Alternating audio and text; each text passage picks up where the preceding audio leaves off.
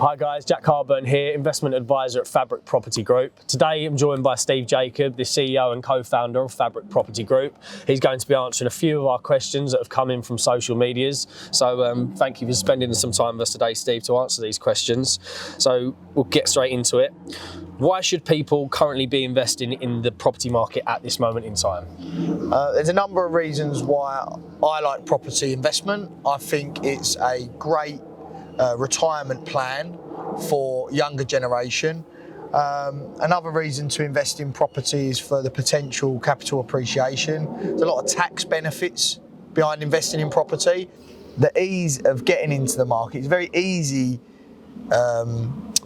investment strategy to understand as well. You know, there's lots of courses out there that teach you how to invest in property. So that's why I'd be investing in the property market. Brilliant, brilliant. We've also got here, why Fabrik? Why should people work with Fabrik? Well, what makes you different? You know, I don't necessarily think people should work with Fabrik, but I do think people should find credible partners, people who, you know, have made, especially if you're new, you know, if you've not been in the game a long time, it's good to find people that can, you know, show you the market, show you how property works, find you the properties, get them constructed for you, get them managed for you. You may not choose to use that person for the second deal. You may choose to use that person for the long term. But I think if you're new to property, using a company like us is great because you can learn.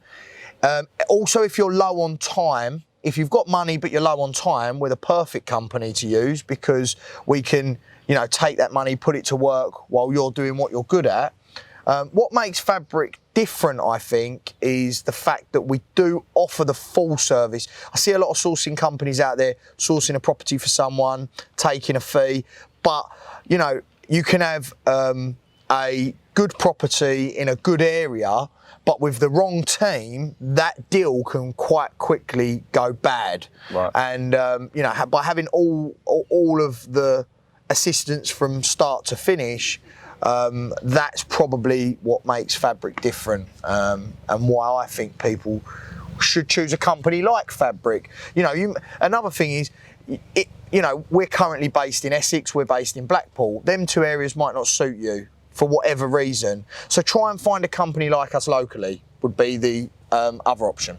Right, okay. And there's a question that's come in here. Would you suggest people purchase property in a limited company or in their own personal name? Well, if your plan is to build an investment portfolio, I would definitely say to purchase in a limited company. The reason being, the government are, I don't want to use the word penalising, but if you own property in your personal name, they're no longer letting you offset the full mortgage payment for tax purposes. So, you know, historically, if your rent was £500 and your mortgage was £200, your profit was £300 minus whatever fees, so you'd pay tax on the profit. But now, if you own the property in your personal name, you're actually paying tax on the mortgage payment as well, which I think is a bit of a bad decision by the government. But you can get rid of that problem by putting your property in a limited company. You can then offset your mortgage off of your corporation tax bill. Right. So limited company, definitely. And would you suggest that people do a JV or should you go on your own? So it is very much personal preference whether you buy property on your own or you joint venture. You know, I've got mentors such as Rob Moore who do JVs all the time. They do JVs with big high net worth people and they started their portfolio with JVs, and it's a strategy that's worked very well for them. I have had JV partners in the past that didn't have the same vision as I did and were not business minded. So when there were problems, it always seemed to end up in a form of dispute.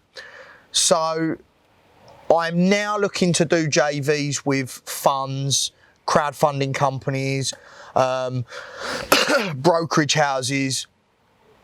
Them JVs work for me, and from the outset I explain, you know, the problems that can happen. So JVs do work.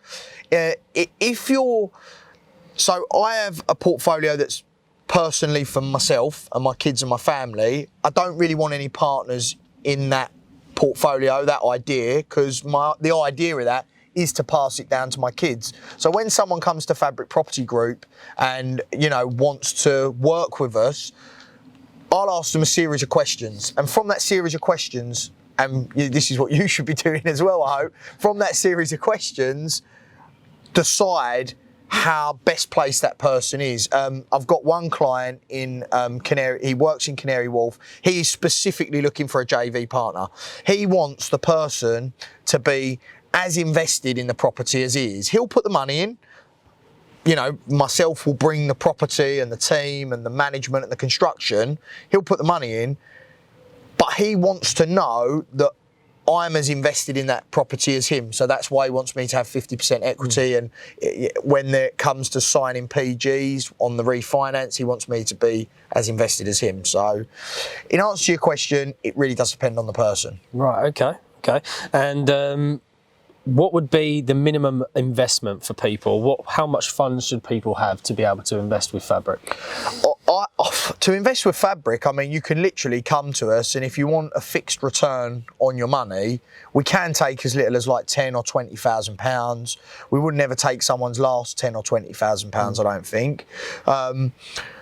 Investing in property, you know, you can buy a house. You can still buy houses for 50, 60k. And you can put, you know, 10, 20k in them and make them worth 100. You can get in them deals for very little. You got rent to rent now. You can get into property for a minimal amount of money. I haven't done rent to rent myself, so I wouldn't be able to comment on that exactly. But I feel if you're getting into property, never put your last amount of money into a property deal. You know, always have a lot more than you assume at the outset you're going to need for the property deal, because things go wrong. Personally, you might have something go wrong and you might need to get hold of cash, and the deal might go wrong. So you don't want to have all of your money in the deal, and then when something goes wrong in your personal life and you can't get to that money because it's in the deal. So yeah, I hope that answers the question. Yeah, having some sort of safety net there. Having a safety net, definitely. Is always key, yeah, definitely. So how long does it usually take from start to finish to progress a sale? Sale? Well, quite an open question. Yeah, it's a good one. It's a good one. You know, I have actually completed on a property in 5 days. And it was it was great because we had a WhatsApp group. It was me, my agent, my solicitor, my business partner, and we wrapped it up in 5 days, and we was all really impressed with that. Realistically, a property transaction in historic, we've done well over 100 transactions, 6 to 12 weeks, depending on the speed of the solicitors, speed of the funding, stuff like that. Right, okay. And the most important thing when it comes to property investing? It's a question we've come through. The most important thing in property investing? It's a great question. The most important thing when it comes to property investing, I think there's two things. There's knowing your market. I think knowing your market's incredibly important. Knowing where you're investing, what's going on in the town and what's happening, and knowing the various different areas of the town, knowing a good deal from a bad deal. So knowing your market for me is probably number one. Number two is ensuring you have the right team to execute the deal. You know, you've got the right planning consultant, the right architect, the right builder. Them things are really important as well. Having the right people, the right skills. Yeah, the right team and knowing your market. So final few questions. I've got one here. Where should I invest? Location? Any ideas, tips? Well, when I got into investing, lived in Essex, our first destination was St Helens and our second was Blackpool. And I'm really happy I'm in Blackpool now. I've made loads of contacts, deals come at me all the time. I get on with the council very well. I've got my trusted team.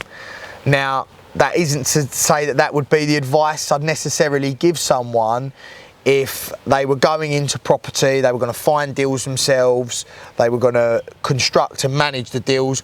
There's deals all over the country. Doesn't matter where you are, you can find a deal. If you can build a good relationship with an agent or an architect or solicitors, you will find deals in anywhere in the country, I believe. Right. So if I was to reverse and go back again, I probably wouldn't have gone as far as Blackpool. I probably would have stayed pretty local to my house. If you're choosing a company like Fabrik, it doesn't really matter, but it is very important you trust the company. Yeah. That's grade A. You must have vetted the company. That's why we offer the tour. We offer the tour. We don't show anybody a deal really, usually, until they've been on the tour. We want them to meet the team, we want them to meet the builders, we want them to see the projects, early construction, late construction. We want to be pointing out deals we're looking at, things we've done, taking them in completed properties. They'll bump into guests and tenants. We want that because we want to show them how credible we are. You know, we're not perfect. At the end of the day, if anyone in property says a deal goes, you know, smoothly from start to finish, show me one. You know, please send me it, because it's not, it isn't that sort of business. But we want to show people that we are open book. You can look at our financials, our serviced accommodation numbers. You can look at our rent numbers. So, in answer to your question, if you're doing it on your own and you're building your own portfolio, and don't go too far from your house, because the deals are around you. However, if you're picking a company, don't worry too much about the location, but trust the company. And strategy as well, would you say the strategy comes into it quite a lot? Strategy can be area specific and it can be investor specific. So that is a good question as well. Like strategy is important. If you went to Blackpool and you wanted to buy to sell, it would be the wrong strategy. Service accommodation, however, works there. So the strategy's got to be area specific, but it's also got to be investor specific. So, you know, if you're an investor looking for big lumps of cash every few months, your strategy would be very different to if you're a cash flow investor looking for long term. Right, so how much research do you usually put into an area? A new market. A new market, yeah. A lot more now than we used to, because I understand that the research you put in early doors pays off dividends later. You know, I'd spend a week. I could easily spend a week researching a market. Spend a couple of days on the internet looking at the market. How many properties are for sale? How many properties are for rent?